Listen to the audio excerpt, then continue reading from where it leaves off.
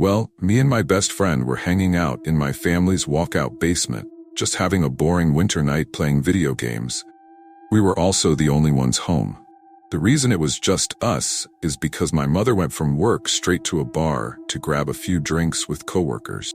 So me and my friend thought it would be a good idea to break into the family wine and live a little. As we were sitting there, opening up the first bottle, I hear the door to the garage open and slam shut. I immediately go, "Oh shit," and start looking for places to hide the bottle. My friend then says, "I thought you said your mom was supposed to be out all night?" "She was," I replied. I then heard a few heavy stomps and hear my mother yell out, "Meow Sanbu? Anyone home?" I yell back up the stairs, "Yup, just hanging out in the basement." I hear a few more steps move from the garage door towards the stairs, and she yells out again, "Can you come help me with something? I need you up here." I reply back while frantically trying to find a good place to hide the wine bottle. "Yup, give me just a minute." Then, there was silence for about 20 seconds. "Anyone down there with you?"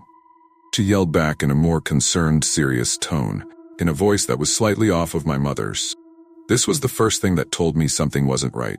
Our family never cared if anyone was over, as our house was a very open house to all family and friends. And the voice, it was just wrong. Like it sounded like my mother's, but it was missing something that I couldn't out my finger on. Weirded out, I reply back, "Just Colton." After I yelled that back to her, I found a good place to hide the bottle and began walking up the steps to the next level. Now, as I was walking up the steps, I couldn't help but feel the overbearing silence of the house and the slight electric twinge that something isn't right. When I got to the top of the steps, I look over to where the door to garage is, and also the kitchen right next to it.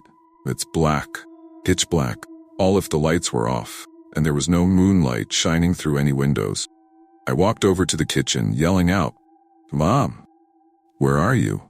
There was no reply, just silence and darkness. I feel the electric twinge turn into full needles, and my adrenaline kicking in full force. I have to get out of here as fast as possible. My mother was not home. I run back down the stairs, grabbing my coat along the way. "What's wrong?" Colton says, "My mom's not home." I reply as fast as I can, looking for my truck key. "What do you mean? You were just talking with her?" I could see the confusion in his face. "There's no one home. We need to leave now." I took a few steps towards the back door that opens up to the yard, and then I see my dog shaking on the couch and my cat growling behind it. I couldn't leave them. I just knew that if we left, something would happen. "Are we leaving?" Colton said, still confused as all hell.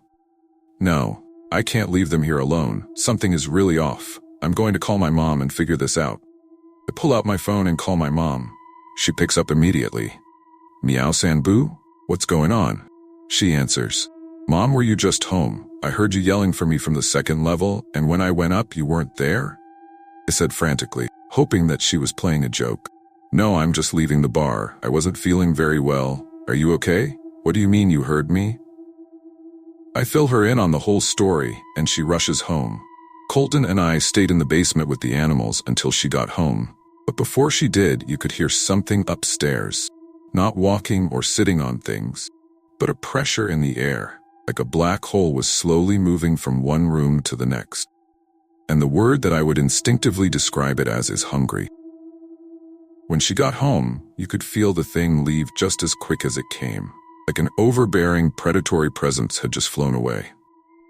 We still have never figured out what the hell was going on, and this is just one story of many unexplainable things that have happened to us.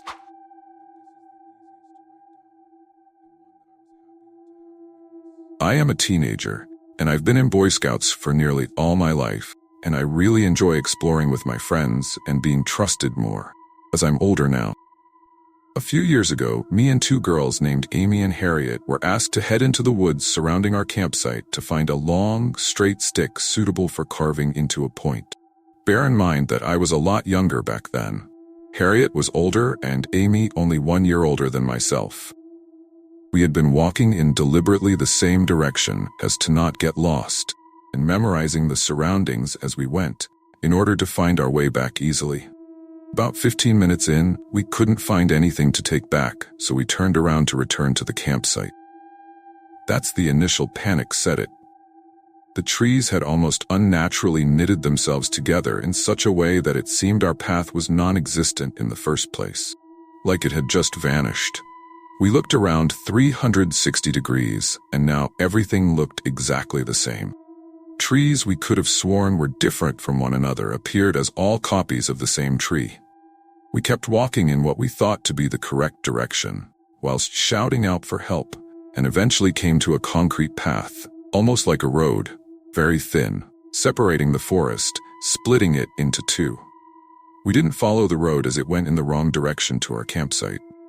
On the other side of the path was more forest. However, nearby was an abandoned shack, likely used for storage or whatever else.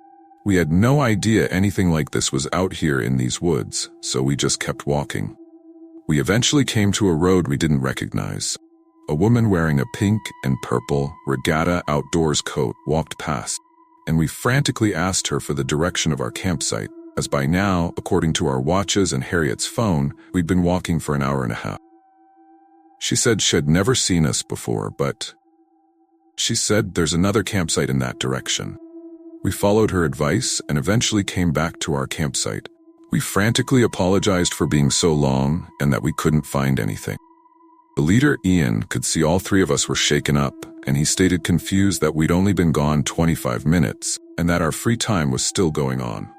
To this day, this baffles all three of us, as our free time was 40 minutes long, and our watches and phones had said we'd been gone for hours. The forest we were lost in felt crushing and claustrophobic, like we'd entered an area that the concept of time didn't apply to. I believe in the paranormal. However, this was so unlike anything I've heard or experienced before. It literally was like we'd been in a time vortex or something, and that hours in the forest were only minutes in the rest of the world. The feeling was very strange, and it stuck with me for the rest of the camp.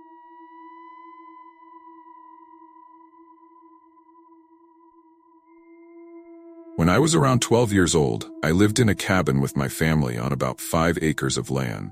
There was lots of fixing up we had to do on it before living in it because squatters had taken over the abandoned property. But it was really fun working on it together as a family. When we first moved in, I loved the house. There were plenty of places to explore outside, and the most I had to worry about were the spiders, snakes, and mice that would find their way in our home sometimes. That was until I started seeing things. It started as just an occasional glimpse of something dark, thin, and tall running down the hallway out of the corner of my eye while I was on the couch. Then it got more and more prevalent. I would see the dark being standing there or peeking at me from behind things from out of my peripheral. Every time I'd turn to look, it would be gone in an instant. It would do this over and over, almost taunting me. I began to get intense feelings of dread, like something was watching me, waiting for its moment to strike. I especially remember the night, and it was the worst, the night that I fell asleep on the couch, which is what prompted me to tell you all this story. After a long night of having fun and playing Minecraft, staying up way too late with my online friends, I decided I would pop a movie on and just sleep on the sofa. After falling asleep, I awoke at a random time in the middle of the night. I instantly felt cold, afraid, and like something was seriously wrong. I lied there in the dark, and it didn't take long to realize I could hear my parents in the room next to me having sex, which luckily for me only lasted a few short minutes. I couldn't shake that horrible feeling I woke up with, and I also felt grossed out by what I had heard previously, so I kinda stayed frozen on the couch in fear, hoping I could fall back asleep soon. Every ounce of my being was telling me not to move, that something wasn't right. That's when I heard it from the kitchen. Something decided to make itself known that night and growled my name, almost in a, "I'm gonna getcha" kind of way. I remember feeling my blood run cold. My body felt tingly like static, and I felt like all of the breath had been taken out of my body. I will never forget its voice. Raspy, deep, and croaky is the best way I can describe it. I shut my eyes tight while shaking and praying that I could just go to sleep and forget everything. I honestly think the amount of fear I was feeling helped me to fall back asleep very quickly. As a sort of coping mechanism, I was genuinely convinced that I was going to die that night. The next day, when I told my parents what I'd heard, we tried to bless the home and cast out whatever was in there. We anointed every door in the home with oils, saged every room, and told whatever was there that it did not belong. It genuinely seemed to work.